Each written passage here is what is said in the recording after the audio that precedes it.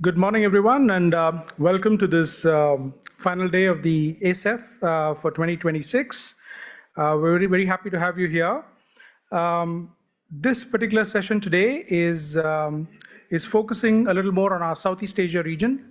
I'm Len. I'm working with the Energy Group at Southeast Asia and the Pacific. So over the last few years, we have been seeing a lot of activity on areas such as the ASEAN Power Grid. But what's, I think, the focus of today is the fact that Southeast Asia is undergoing a rapid digital transformation that's driven by cloud, AI, data centers, all of which are placing an unprecedented pressure on power systems, which are often aging, carbon intensive, and struggling to just keep pace. We still have a lot of access challenges in the region that ADB and other partners are helping to address. But right now, what we're seeing is there's a growing data center energy paradox, where economies look for the stimulus from digital growth, but they must also simultaneously modernize grids to ensure access, reliability, affordability, as well as work towards ASEAN's longer-term decarbonization goals. There are significant challenges that countries are facing, particularly in terms of strengthening their energy security and trying to integrate into regional markets. What we'll do in this session, we have two panels. So we'll look at how the region can potentially meet some of the surging demand while building more cleaner and resilient and interconnected systems.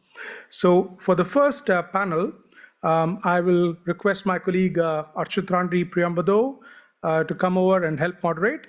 Our panelists, esteemed panelists for this session, Joseph Peralta from Meralco, Abdan Hanif from PLN, Marcus Ong from Aqua Power, Hyun Jung Lee from ADB, and Jung Hyun Kim, also a senior specialist at ADB. Thank you.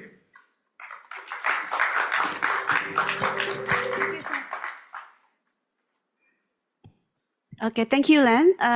So may I request all the panelists to come on the stage? Mr. Jun Peralta, Pak Abdan Hanif, Ms. Hyun Jung Lee, Ms. Jung Yun, Mr. Jung Yun Kim, and Mr. Marcus Ong.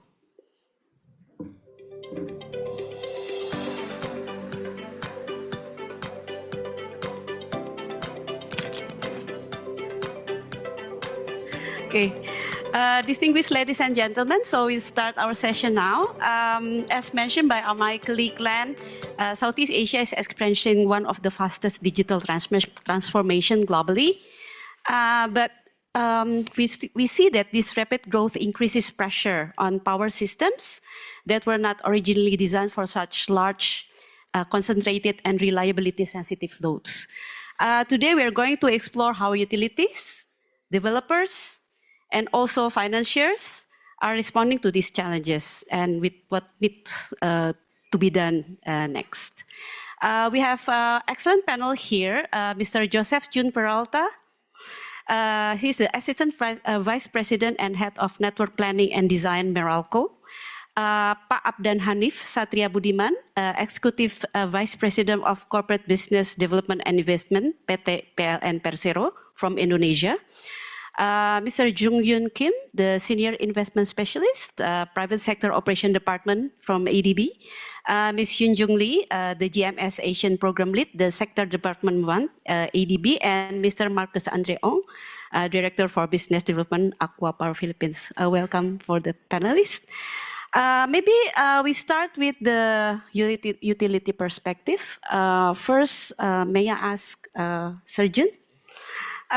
So, in your experience or in your planning, this is related to demand and forecasting. We know that the data center demand is growing far beyond the traditional loads. How do you see the growth of this power demand to this development of data centers in the Philippines? And how is Meralco evolving its load forecasting and network planning to anticipate these large concentrated loads before they create bottlenecks? Okay. Thank you, and good morning, everyone. So, data centers are not Yes, data centers are not entirely new to Meralco. We have been serving smaller,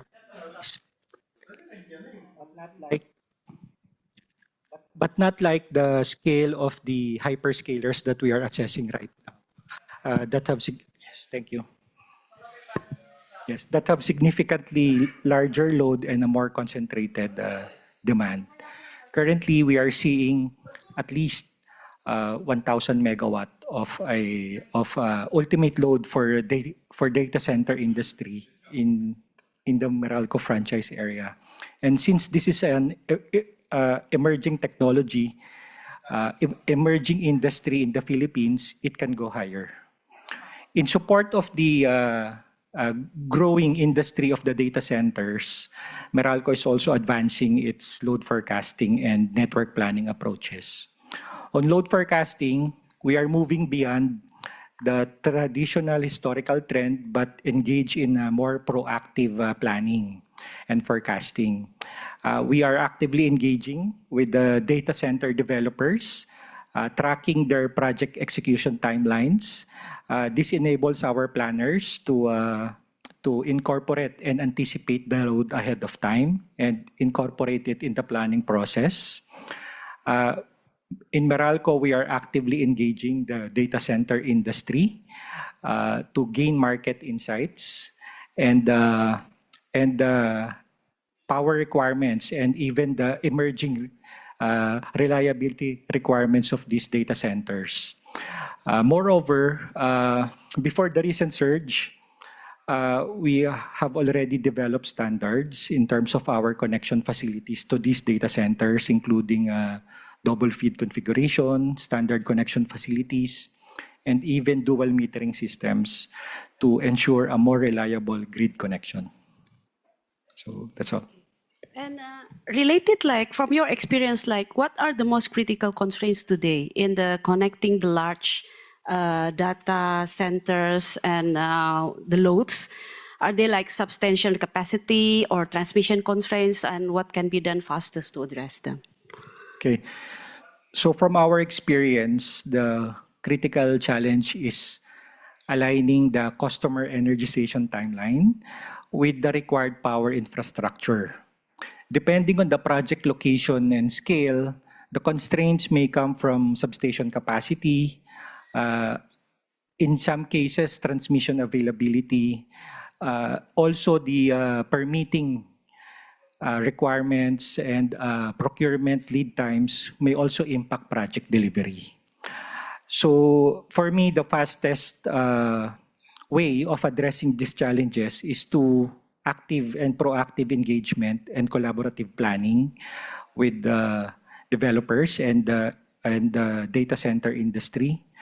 This is to ensure that the facilities needed are well planned ahead of time and to ensure also that both parties can explore potential options in terms of phase energization, if appropriate, while waiting for the full development or the full infrastructure to be developed.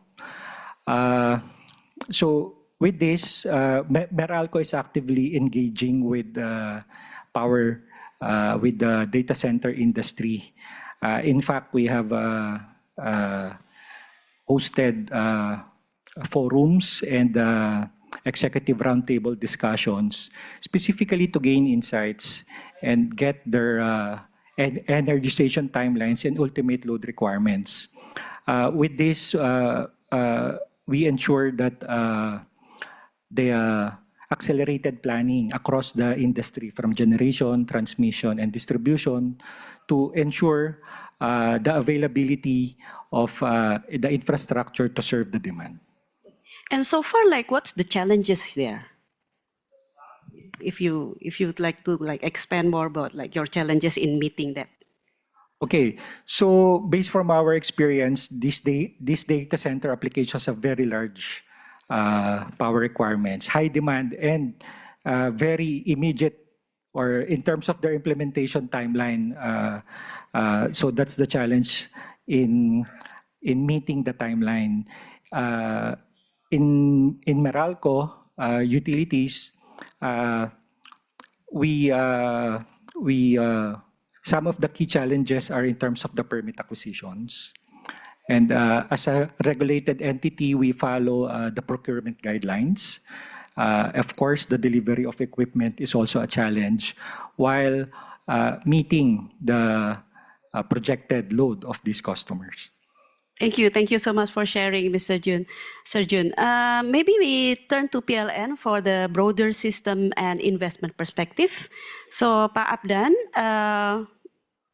in your role in the strategic investment, power supply expansions, you see that Indonesia right now is attracting increasing digital infrastructure. In your view, like what types of like power sector investments in terms of like PLN portfolio, generation, transmission, or system flexibility, which is most critical to unlock the data center growth at scale? Okay, thank you.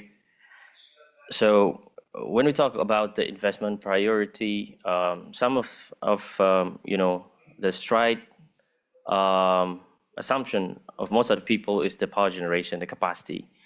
Is the capacity is available or not? So in our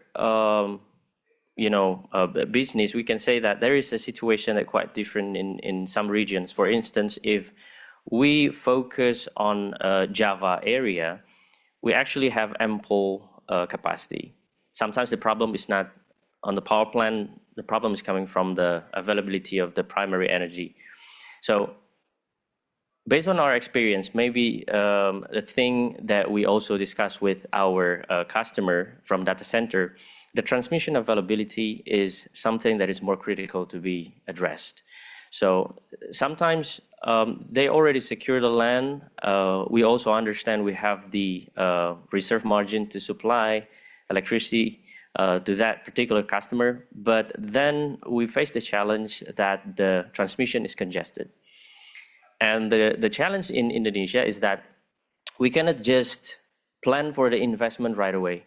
So we have to put the transmission and also substation project in our, we call it the RUPTL, 10 years electricity infrastructure development planning. So it has to be sanctioned by the government. And the process to put a project into RUPTL is not easy. There is an administrative challenge, I can say. So we try to resolve this by discussing with our customer how to co-invest if there is a challenges in transmission assets. So that's actually something that really important to address in Java area. However, if we see another location, for instance, in Batam, Batam need power. And how to power Batam, we also think about transmission to connect that Sumatra grid to Batam. So that's why we also prioritize the Sumatra-Batam connection in our investment planning for the next 5 years. So I think the most important thing that PLN need to address in Indonesia is how can we flexibly expand our transmission capability so that we can also unlock the power delivery from the location that probably not really close to the data center location. Alternatively, if the data center can also be moved quite close to the power plant, maybe the transmission challenge is not there. But it's not always the case because data center also have their own requirements in terms of basic facility, not only power. So sometimes the co-location scheme is not always working. So I think that's the situation based on my experience discussing the situation with data center player in Indonesia. Thank you, Pak Abdan. So we see the challenges in terms of like from the utility perspective. Now maybe we can go over to the private sector developer, Mr. Marcus Andre Ong. Market demand signal. From the perspective of developer and investors, what are data center clients asking for most today? Like, is it faster grid access, guaranteed clean power, price certainty, or like contractual flexibility? Thanks, Archie. It's actually all of the above, but since this is a clean energy forum, let's focus on access to green energy and also a good forecast on pricing long term. So on access to green energy, I believe that each country already has programs to implement renewable energy into their generation mix. I'll speak more to the Philippines, and I know many of you have heard about this already, that we have a target to achieve 35% renewable energy mix by 2030. We hope to reach 50% mix of renewable energy in the grid by 2040. So a lot of times when we speak about the customer coming, large customers coming, the question gets asked, well, where is the power coming from? Where is the transmission coming from? How will they connect?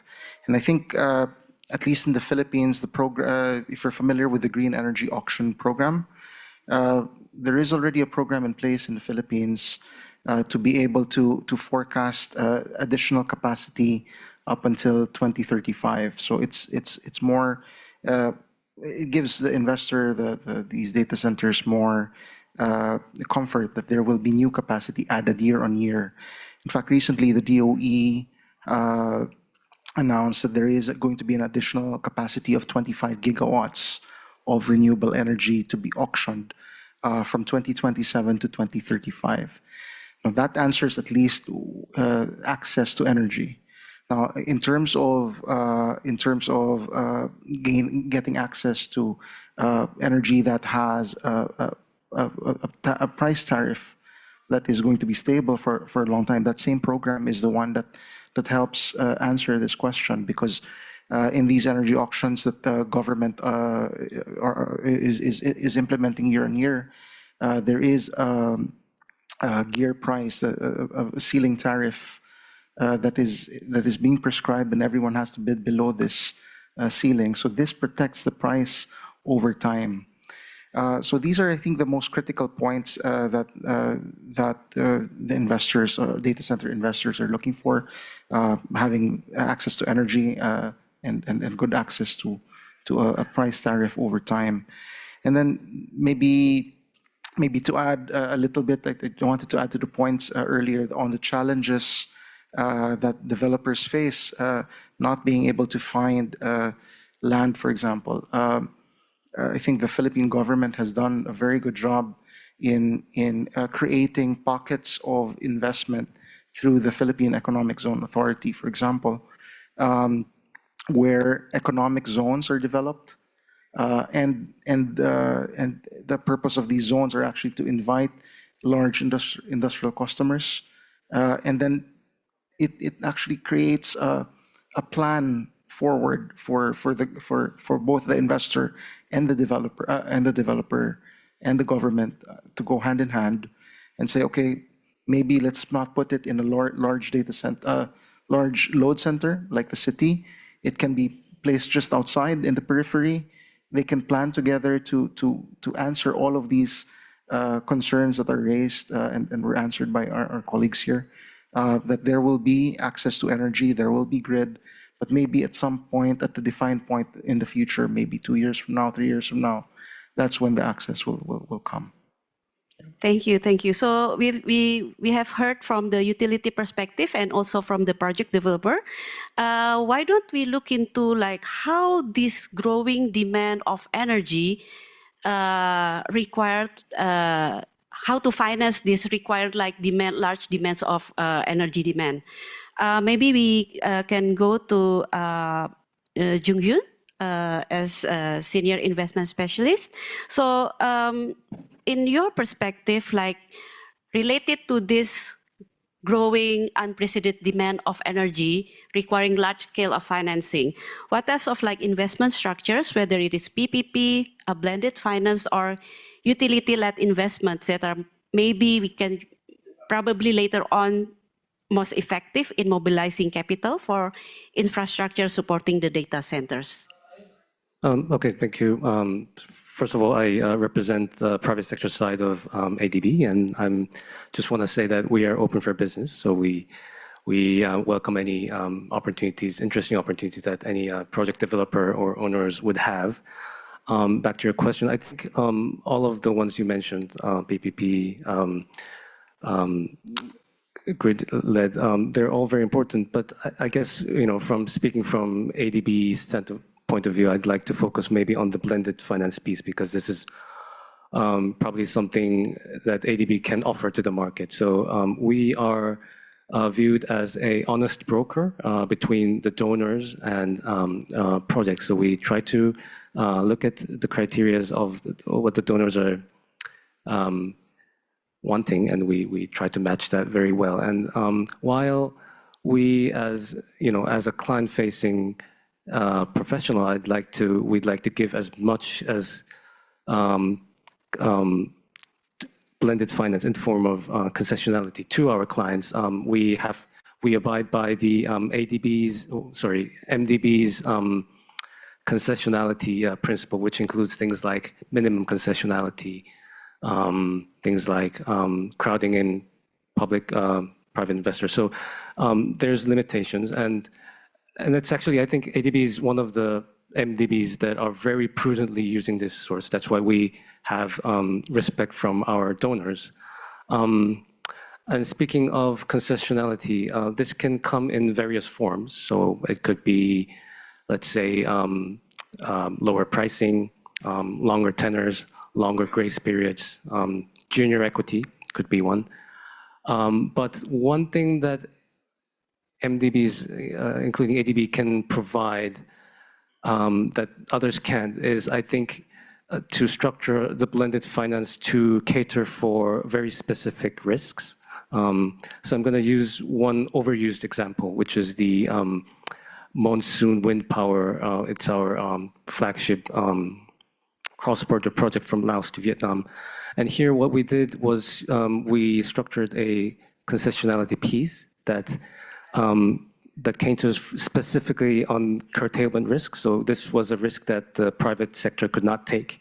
So we structured a piece that kicks in. It's called the curtailment reserve account, where this is kicked in when there's a curtailment event and when all the DSCR has been fully used up. So, and I think to design such a facility, you need lots of things. You need to have an oversight of the whole financing structure of a project, and you also need that that banking ability to rightly size that facility and that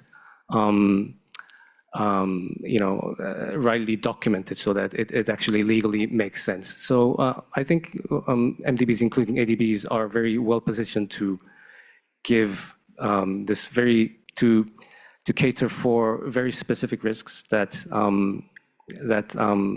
private sector cannot mitigate. Thank you. Thank you. Looking into the future demand and also future growth of these AI and hyperscale load centers, probably we could look into how it will develop regionally. We know that right now ADB is very active in Asia Power Grid to interconnect and also to mobilize the resources of energy in the regions. So probably I would like to ask Hyun Jung, related to your experience or related to your work now. At the regional level, how should policymakers think about this data center and energy paradox, where economies need digital growth, but power systems are not yet ready to support it sustainably? Okay, thank you very much for the question. Good morning, everyone. Yes, we are living at the very unprecedented era, as we discussed earlier. Multiple changes happening at the same time, and it is unprecedented. And the paradox is something that we really have to deal with and then resolve. And in short, solutions, or one of the ways is going to be the ASEAN power grid, in particular for the Southeast Asian countries. The reason is this digitalizations and then also electrifications basically going to the digital era we are living in, requires very strong power grid, and then also available, reliable, clean energy supply to the economy wherever, whenever needed. That's the norm, and then that's the must that we have to achieve. Yesterday, we had a lot of good discussion on the ASEAN Power Grid in terms of the vision, where we are, and what are the key challenges and going forward. One of the key takeaway was that Southeast Asian countries are one of the biggest advantages is the abundance and also diversity of the renewable energy. And as previous panelists mentioned, there are the mechanisms and the policies and incentives for the government utilities to attract the investment for the renewable energy development. There is a financier to support such a investment. Now, the key constraint is going to be connectivity or grid, because compared to the renewable and then also including the various flexibility resources, such as the battery storage, it takes maybe a few years and lesser. A battery storage project could be lesser than a year time period. However, the connectivity, especially the big infrastructure development, it takes years from the planning and also from planning to preparation, permitting, and then also the environment and social due diligence and to the finance close as well as the construction. So it's a decade business, and we've gone through this decade business so far. But the challenges at the moment is even much more is going to be required going forward. Grid is next big agenda in our view to deal with among the policymakers, and the utilities.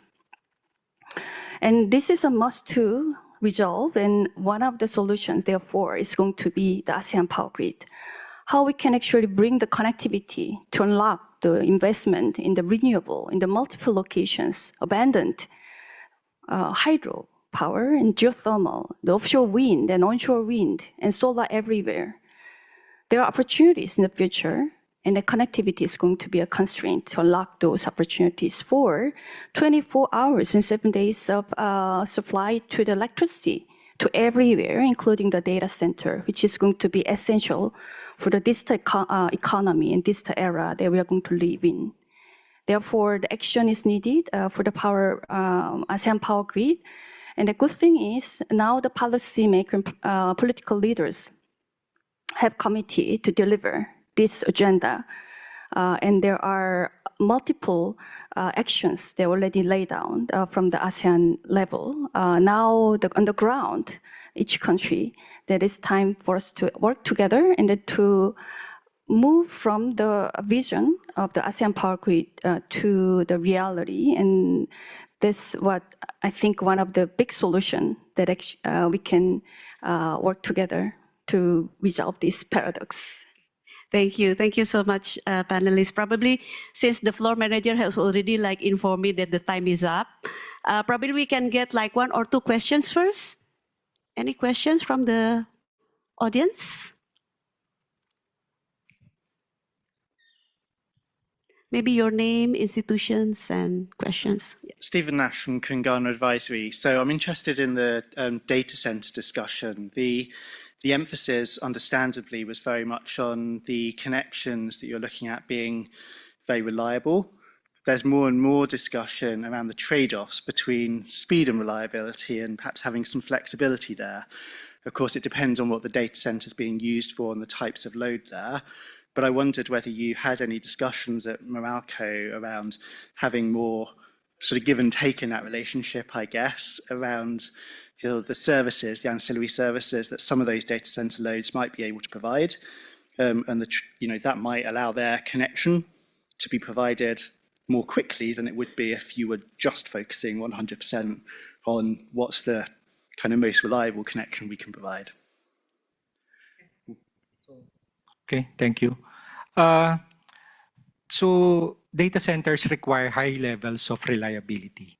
So it is very important that all parties have clear visibility in terms of their timeline and level of reliability requirement. This is for Meralco or utilities to appropriately size and time its investment. While the long-term infrastructure needed will require some time to develop, we are actively engaging with the data center developers in order to provide an interim solution or more or less the phased development to ensure optimal connection while accommodating or complying with the customer's level of requirements. But ultimately, the goal is to meet the level of service reliability standards of these data center customers. Thank you. Any other questions?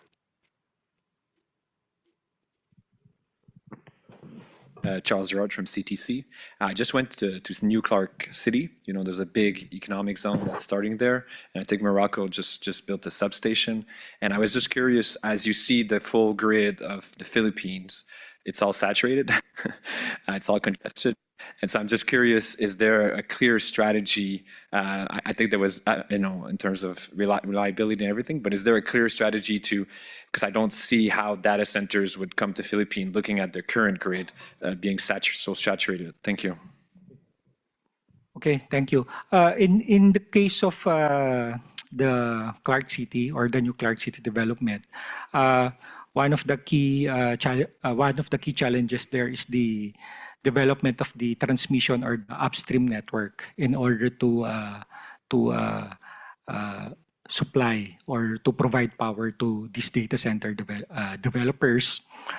We are in close coordination with the transmission provider NGCP, and they have already incorporated or they have already pipeline projects in the area to provide the necessary or the required power for these large load developments.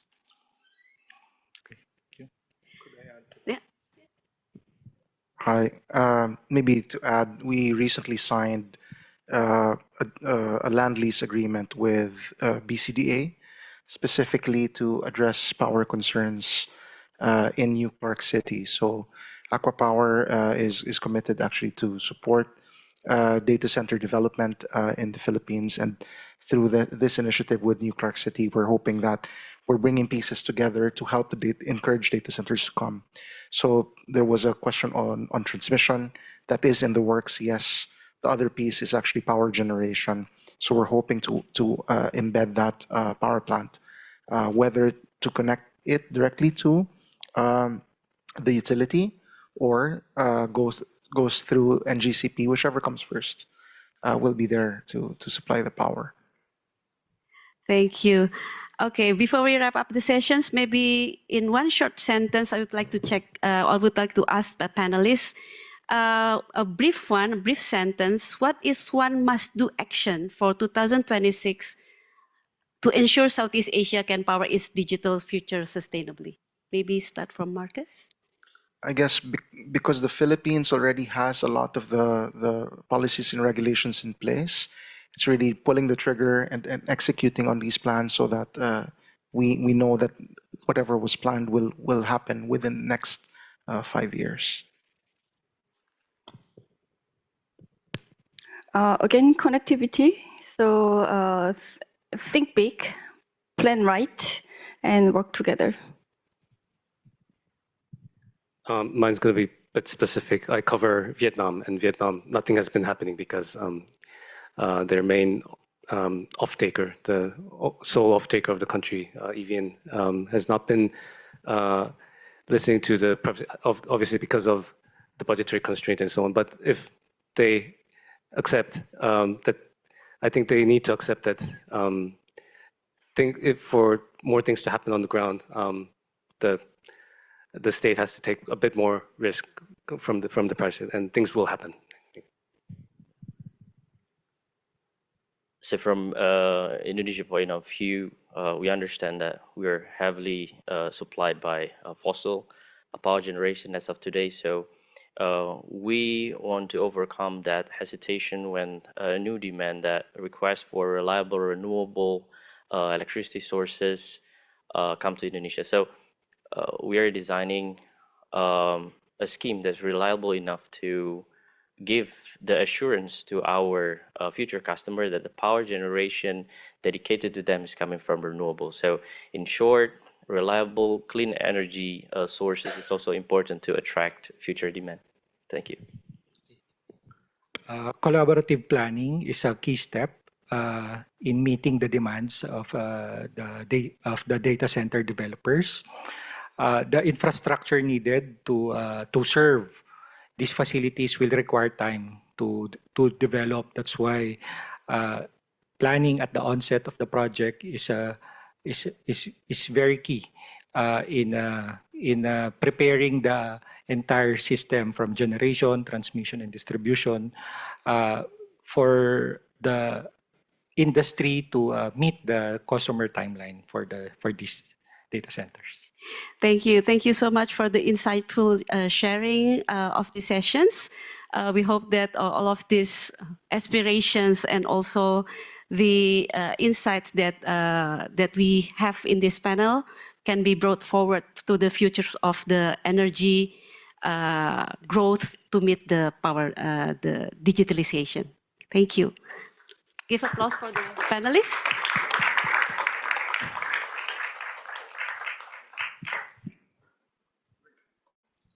Thank you. Thank you, Chitra, for that scintillating discussion on some of the experiences in ASEAN with the movement towards the digital economy. Our next panel will focus on some of the challenges that frontier grids in the ASEAN region are having to deal with. And so for this, I'd like to invite my colleague, Joao Aleluia, along with representatives from EDC, Sonarit Leng, Aluni Fomacon from Lao PDR, Lizette Soares from the Timor-Leste, and Daniel Miller from ADB. Thank you.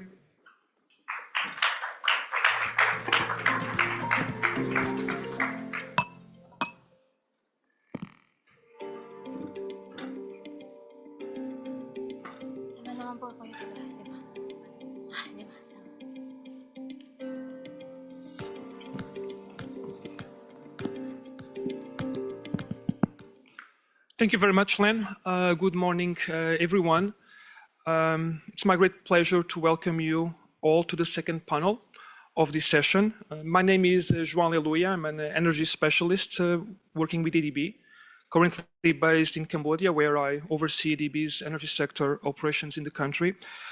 So in the previous panel, I think we had a very insightful discussion on how the larger utilities and players in the region are responding to the need to expand and modernize their power grids, especially to meet the growing demands of the digital transition. The focus was mainly on the big economies, particularly the Philippines and Indonesia. No less importantly, in this panel, we will turn our attention to some of the smaller economies in the region and their power systems, which we might call as frontier grids. These are systems that are typically smaller in scale, less interconnected, and often more reliant on a single fuel source or on legacy hydropower. And because of that, they also tend to be more vulnerable, either to supply disruptions or to the impacts of climate change. So for this panel, we'd like to discuss a few topics. First of all, how are these countries managing energy security and affordability, especially in light of recent global uncertainties, such as the ongoing crisis in the Middle East? Second topic, what challenges and opportunities are these countries facing in expanding and modernizing their grids, particularly when it comes to attracting both public and private sector investment? And finally, we'd like to explore the role of that regional cooperation, especially through the ASEAN Power Grid, can play in supporting these efforts. To help me unpack these topics, I'm very pleased and honored to be joined by 4 distinguished speakers who will share the perspectives of Cambodia, the Laos People's Democratic Republic, Timor-Leste, and the region more broadly. First, we have Dr. Sovanawith, Deputy Director of the Transmission Department at EDC, the National Power Utility of Cambodia, also working with the National Control Center. Next, Ms. Alnuni Pomakon, Director of the Carbon Credit and Policy and Planning Division, Ministry of Industry and Commerce from the Laos People's Democratic Republic. Ms. Lisette Suarez from EDTL, the National Power Utility of Timor-Leste. And last but not least, my colleague Daniel Miller, Senior Specialist with ADB, currently based in Indonesia. Daniel has worked not only in Indonesia, but in projects in Cambodia, Laos, and Timor-Leste, and can therefore provide us a regional perspective on these topics. Okay, so let me get started with the first round of questions. I'll just follow an alphabetic order, starting with Laos, with Cambodia, Laos, and Timor-Leste. I'll not follow alphabetic considerations regards to EDB. Anyway, Dr. Sovanawith, let me start with you. You have been working with Cambodia's power utility for almost 10 years, and you have witnessed the very rapid growth of the power grid to meet increasing demand. At some points, a 10% increase year on year. Can you provide us an overview of the current power system and also how it has evolved over the last 10, 15 years? And how does the government see the next 10 to 15? And based on that, how do you see the roles of the public and the private sectors to mobilize the necessary investments to meet these targets?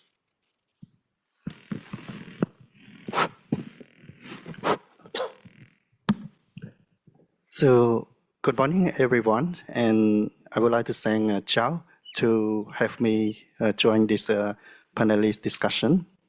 And in response to your question, Cambodian power system has experienced a very rapid growth in the past decade, and it's driven by strong economic development, urbanization, industrial expansion, and increasing of electrification across the countries. And Cambodian installed generation capacity is around 6,000 megawatt and consists mainly of hydropower around 32%, and coal-fired generation around 23%, and solar PV around 25%, and import around 8%. And in recent years, solar energy has grown significantly and has become an increasing important part of our generation mix.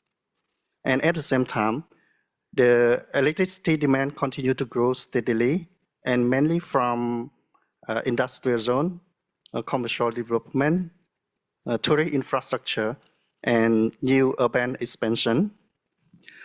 So for Cambodian midterm and long-term power development strategy, we focus on 3 major priorities. First, to ensuring the energy security and reliability. This is remain fundamental for economic growth and investment confidence. And second, increasing of renewable energy penetration. Cambodia has established an ambitious renewable energy target, and including the increasing share of the clean energy significantly 70% by 2030. Yeah, and the third is to strengthening the transmission infrastructure and regional integration. This is important to support demand growth, renewable energy integration, and cross-border power trade. And from transmission perspective, we are seeing increasing need for high voltage backbone reinforcement, new substation, cross-border interconnection, and energy storage integration. So these investments are essential, and it cannot be achieved by the public sector alone. Therefore, the role of a public and private sector is extremely important. And for the role of the public sector, government and EDC plays a very important role in long-term system planning, grid operation and reliability, regulatory development, and for ensuring universal and affordable electricity access. And the private sector also provide the framework and confident needs for investor. And in terms of the transmission infrastructure, especially, the private sector remains central because transmission is a national energy security. And for the role of the private sector has increasingly important in Cambodian power development sector. And currently, the private investment have contributed in the areas such as generation project, solar development, transmission, you have EPC work, and also for the grid technology. Yeah. And going forward, private participation should be essential in the areas such as renewable energy development, yeah, energy storage integration, yeah, and grid modernization, digital technology, and also the transmission infrastructure still require the investment. However, to attract the investment, we need a transparent regulatory framework and predictable procurement processes and bankable power purchase structure, and as well as the long-term planning visibility. Yeah. So, for my opinion, one of the key success factor for frontier system like Cambodia, we need to create the eco balance system where the public sector need to ensure the strategic direction and reliability, and the private sector bring the innovation, financing capacity, and technology. So ultimately, Cambodian energy transition depend not only just the generation expansion, but it depends on how we build a stronger, smarter, and more flexible power grid capable of supporting a modern, low-carbon power system. Yes, thank you. Thank you very much for this very comprehensive overview of the power system in Cambodia, as well as the challenges and opportunities, also the roles that you envisage for both the private and the public sector. Let me now turn to Laos. So Laos has been known for a long time as the battery of Southeast Asia due to its sizable hydropower resources. But not only that, Laos also is blessed with significant solar and wind resources. So with this background in mind, and given this resource potential, could you share the government's strategic vision for expanding these sources of generation? And based on that, how does the government plan to mobilize the necessary financing. And given your background on environment and on climate change, what role do you see for climate financing, and what climate financing instruments? Good morning, everyone, and thank you. First of all, I would like to inform all participants in this room that we, Lao PDR, are now aiming to become a regional clean energy hub instead of battery of Southeast Asia, which has slightly different meaning and is more appreciated use of term.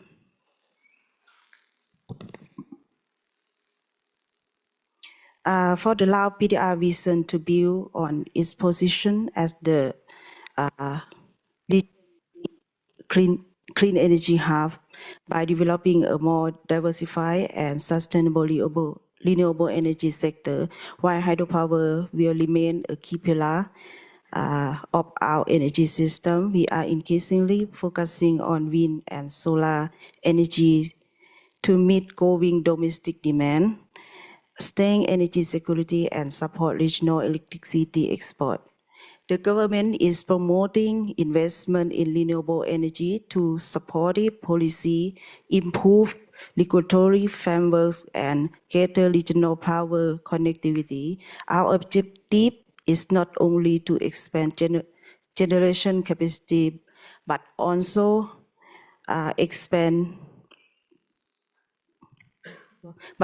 to ensure that development is sustainable and contributes to our long-term low carbon growth.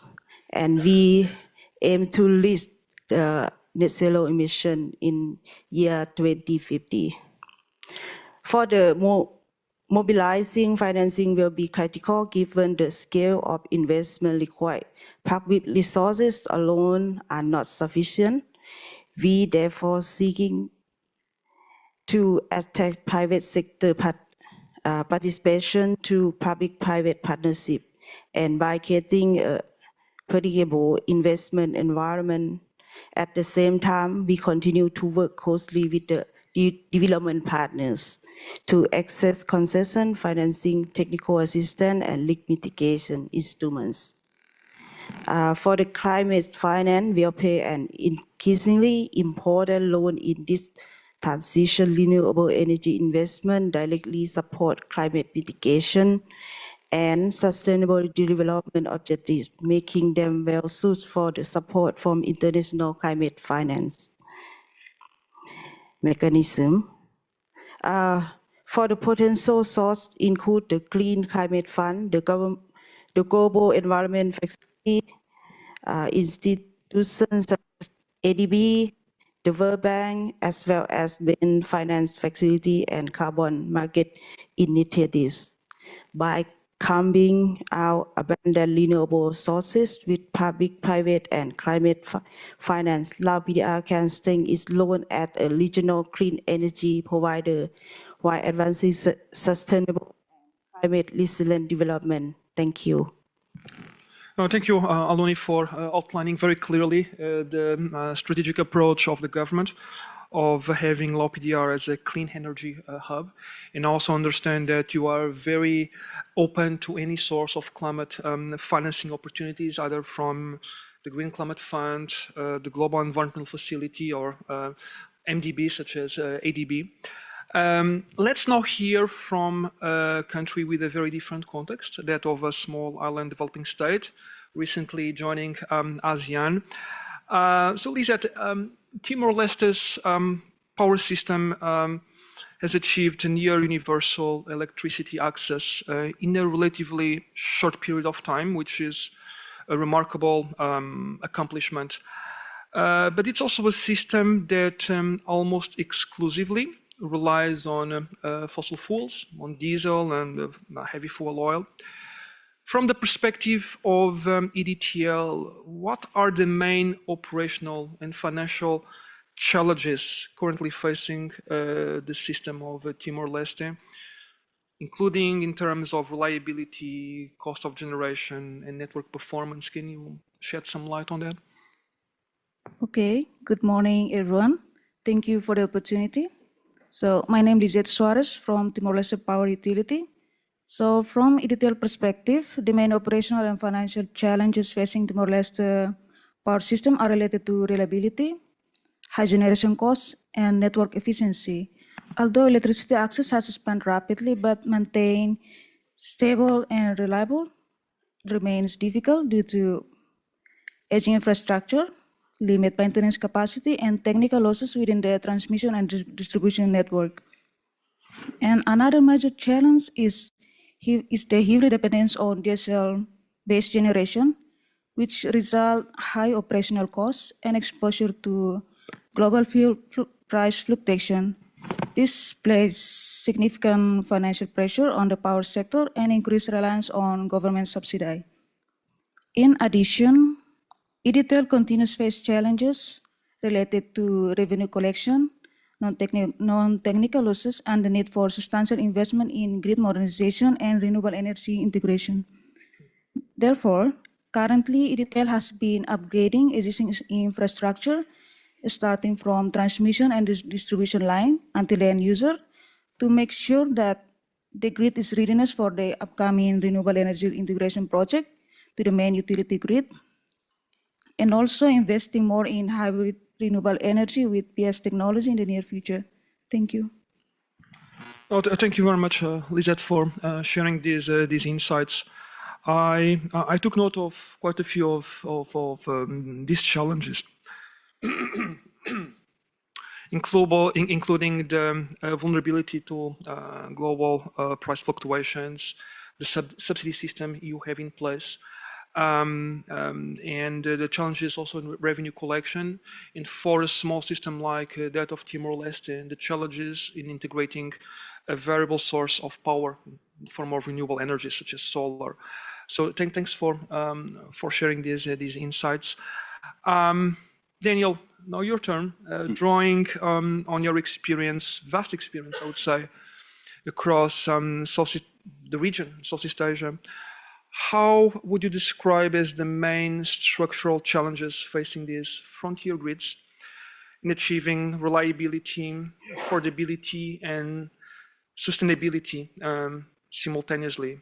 And is there a common thread to these countries, or are they so different that it's difficult to find a common points? Can you reflect on that?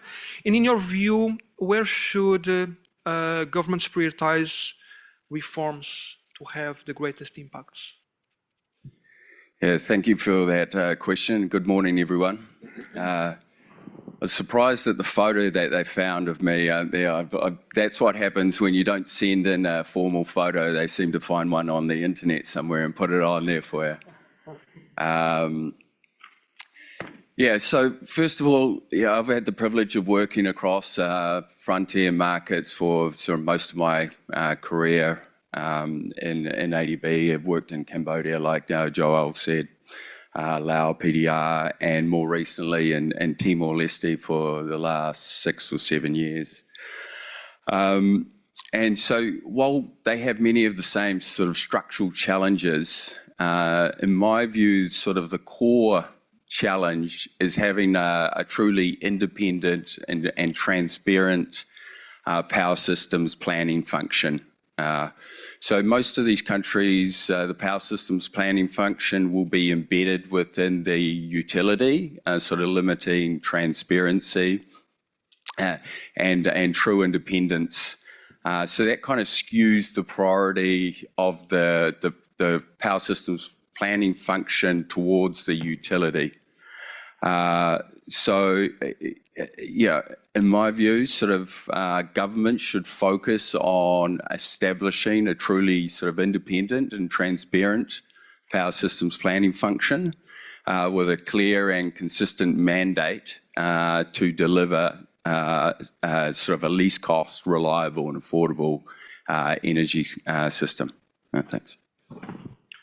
Thank you, Daniel, for emphasizing that point, which is very clear. More transparent power system planning functions.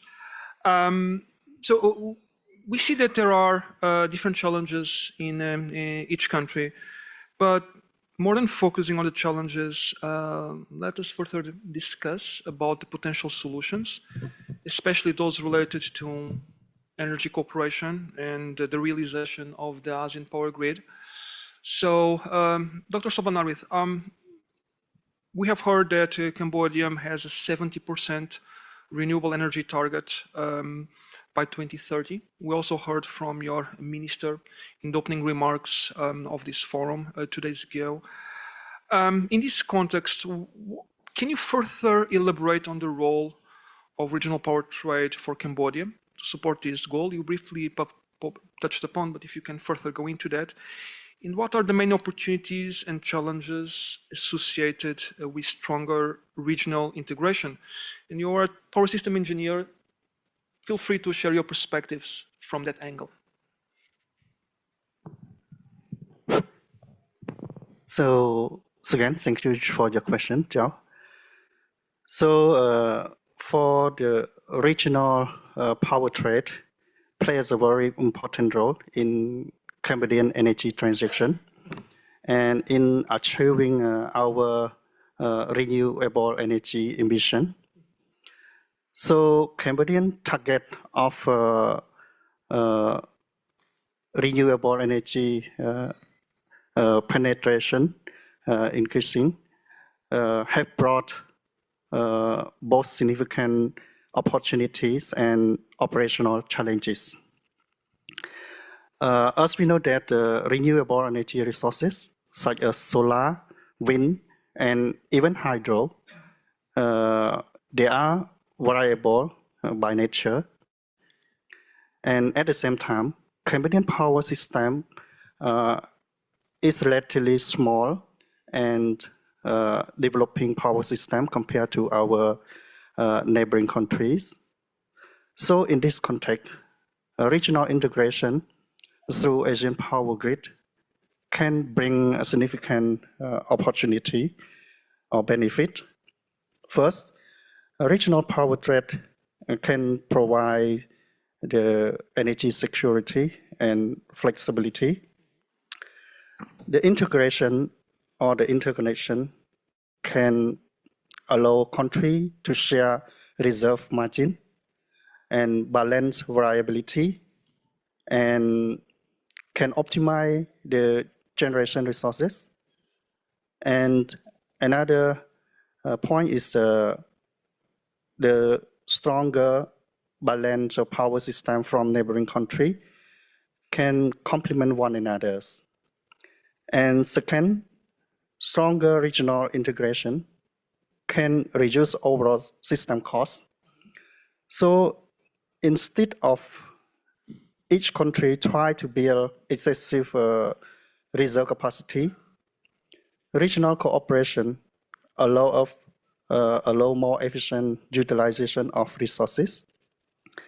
And third, regional integration can support renewable energy growth. For the large interconnected power system, it can absorb variability more effective than isolated small power system. However, we see that there is some challenges. So from transmission engineer perspective, one of the main challenge is the operational coordination. So when the interconnection become more and more, we need harmonized grid code, common operational standard, coordinated dispatch mechanism, and even stronger communication between system operator. Yep. And another challenge is the grid capacity. Some interconnected power system, they may face congestion or transfer capability, especially during the peak period. And we also need to consider about the system stability, such as frequency stability, voltage regulation, short circuit strength, and as well as the dynamic system stability of the weak grid. Yeah. So as the renewable energy resource become increased, this technical consideration become even more critical. So, from my perspective, regional power trade is not just only about import and export electricity, but it is about how we can build a resilient, more flexible and sustainable interconnected power system for the future. Yes, thank you. Thank you, Dr. Stovanakis, for sharing your very insightful considerations about the challenges and some of the opportunities. I do take note of the importance of operational coordination and also on the importance of harmonizing grid codes, which are, I would say, technically daunting exercises, which cannot be achieved, I think, in a short period of time. But ADB has been active for years supporting this work, and we look forward to continue supporting it with countries such as Cambodia and others. So, only from your perspective, and also given your expertise on climate change, how could these climate financing instruments support investments for cross-border power trading? And what could be the main challenges in terms of complying with the carbon market architecture under the Paris Agreement, in particular the instruments under Article 6 of the agreement? If you can share some thoughts on that. Actually, I'm not the expert on this area. I just an officer that work related. Carbon credits. So I will try my best to answer this question. For now, PDR, Perspective Climate Finance, can pay a catalytic loan in supporting cross-border power trading by helping to reduce investment risks and mobilize capital for the infrastructure need to connect regional electricity markets. This includes investment in renewable energy generation, transmission line, modernization, and energy storage system that facilitate the exchange of electricity across borders. For the climate finance instruments such as concessional loan, grant, guarantees, and bank finance mechanism can lower financing costs and attach private sector participation in projects. They may otherwise face high upfront costs or perceived risks. Support for institutions such as Clean Climate Fund, the Asian Development Bank, or the World Bank can be particularly valuable in accelerating regional energy connectivity and clean energy trade. At the same time, there are important challenges related to the Paris Agreement and countries' NDC. One key issue is ensuring robust accounting of emission reduction so that there is no double counting of climate benefits between exporting and importing countries. Transparent monitoring, reporting, and verification system are therefore essential. And other challenges is aligning national energy policy, regulatory frameworks, and climate target across different countries. Cross-border power trading requires strong regional cooperation, common technical standards, and clear agreement on how renewable energy contributes are recognized with each country's climate commitment. Looking ahead, I believe that regional power trading and climate action can be reinforcing with appropriate financing, strong governments, and transparent carbon accounting. Cross-border electricity trade can support energy security, economic development, and the achievement of NDC targets across the region while contributing to the broader goals of the Paris Agreement. Thank you. Thank you, Alumni, for reflecting on these difficult questions.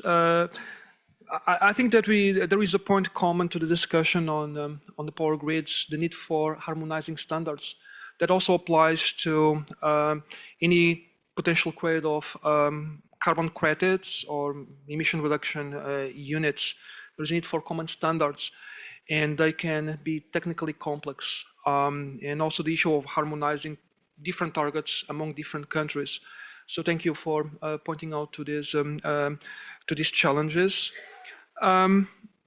Suzette, you mentioned the vulnerabilities in Timor-Leste on relying on diesel-based generation, but you also have the ambition of expanding renewable energy to be integrated in the power system. How is EDTL preparing the system to accommodate a more diversified and sustainable generation mix? And this can also include hydropower. So Timor-Leste's dependence on diesel generation remain a major challenge in the transition from fossil fuel to clean and renewable energy.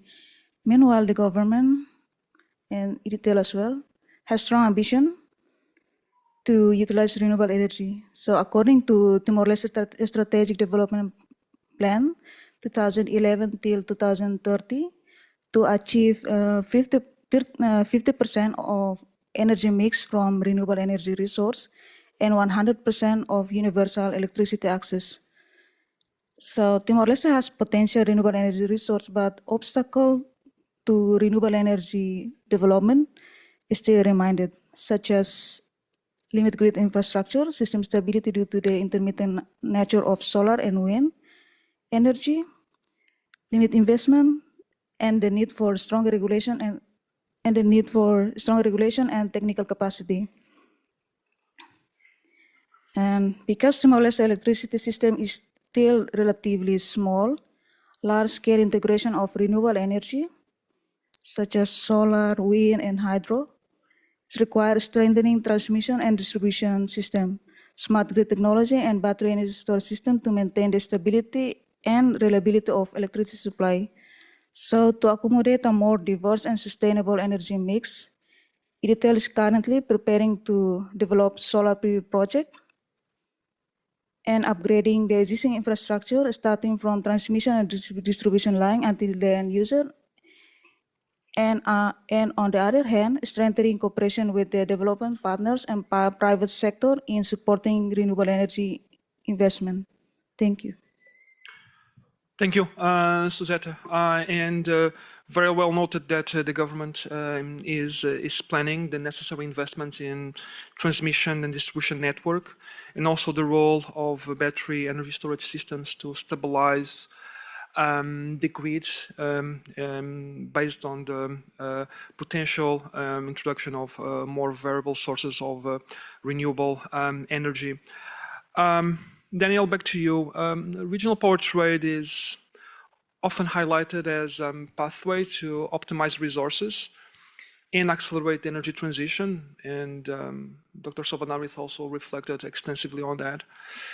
From a regional perspective, and given, again, your vast experience in the region and in these countries, what practical steps are needed to move from bilateral exchanges, which we've seen in these countries, all these countries, I also believe in Timor-Leste. But what are the steps needed to move from bilateral exchanges to a more integrated and dynamic power markets? And what role can development partners like EDB play in supporting this transition, especially in these frontier markets? Yeah, thank you for that excellent question there, Joel.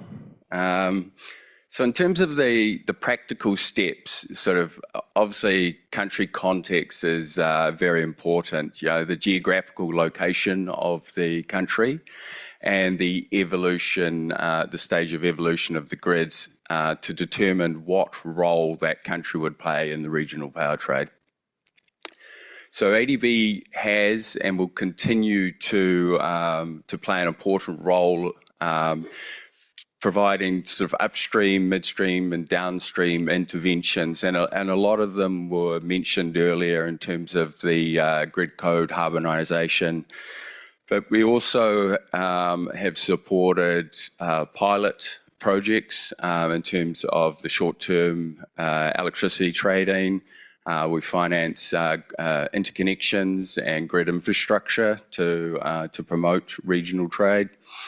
And we also provide capacity building to ensure the smallest frontiers countries are not excluded from this process. Thanks. Okay, thank you, Daniel. Yeah, and for emphasizing ADB support from upstream to midstream up until downstream. We still have a few minutes left, and before closing, I would like to invite one or two questions from our audience. If you can introduce yourself and also to whom you would like to ask the question. Yeah, hi, I'm Okto from Indonesia. So part of my PhD was on islanded grid like Timor-Leste, and I've also done quite a bit of work in islanded grid. So I think one of the low-hanging fruit for systems like Timor-Leste is to have distributed solar, like where closer to the load, or even if, let's say, solar is, you say, intermittent, like solar plus battery energy systems, they would be much cheaper than diesel generators and would bring down the cost very, very significantly immediately. So I'm just wondering, and it's not rocket science, everybody knows that. So I'm just wondering, so like, why hasn't it been done? Or if it's been done, why is the progress not so fast? Because I think solar plus BESS can be deployed very quickly. So I'm just trying to understand what's the barriers here. Thank you. Perhaps Lisette, if you can take this question, and Daniel, feel free to complement. You've been working for so many years in Timor-Leste.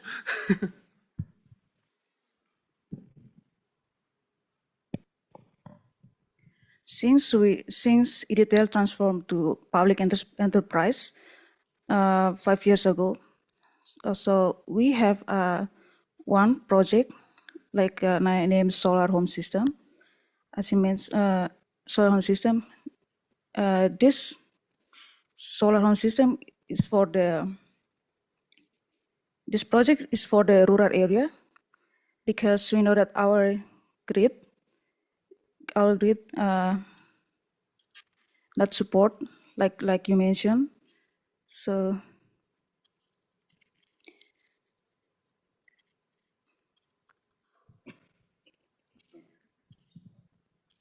Yes, let me sort of add to that. So I understand the question correctly. It's grid-connected, distributed, small-scale solar and BESS. So Timor-Leste has sort of just approved the first large IPP solar BESS installation, which will be grid-connected, hopefully within the next sort of 18 months. In terms of the smaller scale sort of solar, there's a number of sort of challenges. There's regulations, so there's no regulations for that currently. There's no grid connection codes. There's no advanced SCADA mechanisms or remote access. So the system upgrades in terms of technology needs to take place. And so they're considering that at the moment. And there's so regulation and technology needs to come before they allow sort of wide scale. There's a number of sort of distributed solar installations, rooftop solar, but they're unable to be grid connected for those reasons. So it's just for own use. Okay, thank you. Our time is almost up. Before I close the panel, I want to ask the same question to each panelist for a very quick response. So we have less than half minute for each response. So if you could change one regulation tomorrow to accelerate investment in your country, what would it be? Dr. Salvanari? So yes, thank you for the question and a very short time for us. So if I could change one regulation tomorrow, it would be to establish a clear, transparent regulatory framework for grid connection and for the energy investment. So as we know, for the investor, for the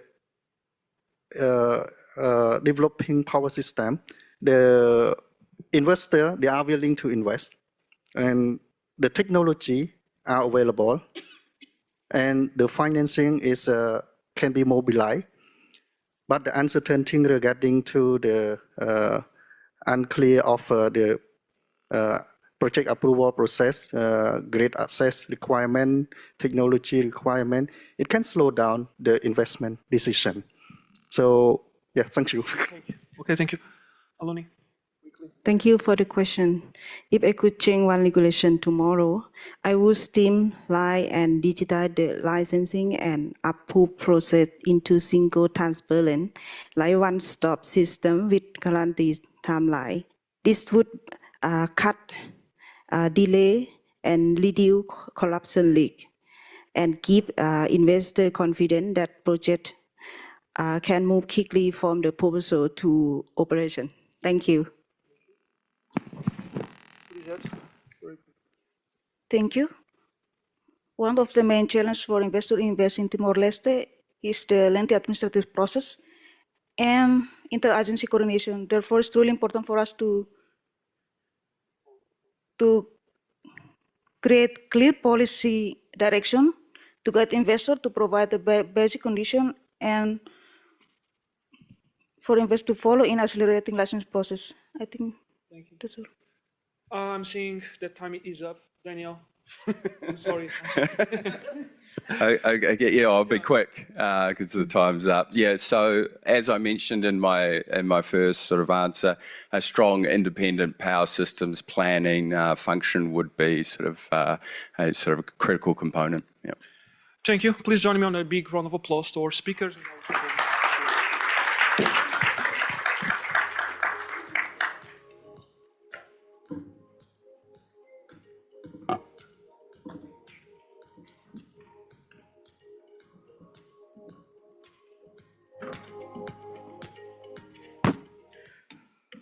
Thank you, Joao, for that very interesting panel. So I think we've had two interesting panels, and I will try and quickly summarize some of what we took away from this. The first panel on the digital tigers. It was great to hear from Meralco and PLN on some of the early engagement as well as approaches on interconnections that they're working on with some of the hyperscalers and how the process of the green auctions in the Philippines and development of industrial zones fits in, with that larger program of trying to get more investment in. Colleagues from ADB talked about some of our data center work. In fact, we do have a digital office, and we've done some initial investments, I believe, in Thailand with data centers. But there was a particular focus on looking at how we could deploy not just our commercial funds, but also support more blended finance structures, which could be through, longer kind of loans, increasing the tenors, and trying to, experiences from what we've done with Monsoon in Laos. We also looked at, I think, the broader aspect of resource availability in ASEAN and how some of these challenges need to be moved from a decadal kind of timeline to shorter term kind of wins to be able to realize some of these ambitions. And Meralco also touched upon their phased approach to meet service reliability standards. I think so. That was largely what we saw in the first panel, and it ended on an optimistic note. In terms of our second panel on frontier economies and their work, thank you to the panelists for the first takeaway was essentially around Cambodia's pathway to meeting the increase in demand growth, 10% or more annually, and how the focus is on energy security and reliability, renewable energy penetration, and a focus on the role of the private sector, particularly in generation and energy storage, with the public sector looking at more overall planning and regulation and supporting, competitive procurement. There was also some commentary on the benefits of, an ASEAN power grid mechanism in terms of improving energy security and flexibility, sharing of reserve capacities and access to renewables, while trying to address challenges on operational coordination. And I think the takeaway was looking at connectivity and looking at trade as just beyond import-export transactions, but what it would do to the system as a whole. Very important, inputs also from Lao. The term battery of Southeast Asia has been used for a very long time and may not particularly reflect the state of play in Lao at this time. And just given some of their recent work, particularly with wind and also with solar that's coming up, they'd like to position themselves as a regional clean energy hub, and they're looking for credible investors and partners to help them move forward on their plans. It was nice to hear from Timor also in terms of some of their big challenges, particularly in terms of reliability, the high operational costs, and what they're facing given fuel price shocks with the diesel dependence. Their overall move towards their 50% target from renewables, and how they try to address some of these challenges through, including through solar and BESS projects. I think my colleague Daniel touched upon a challenge in frontier economies around looking at independent, transparent, and credible power system planning, possibly at some kind of arm's length from the utility. That's also something that we're seeing a lot of in the Pacific. So it's definitely an area that ADB will be focusing on a lot more going forward. He also touched upon some of our work on regional trade, particularly in terms of helping with simulations, capacity building, grid code, and markets. And so I think we concluded that session also with a focus on what could change in some of these countries to be able to move to the next stage on their transformations. Thank you all for joining us today, and wish you well. Thanks.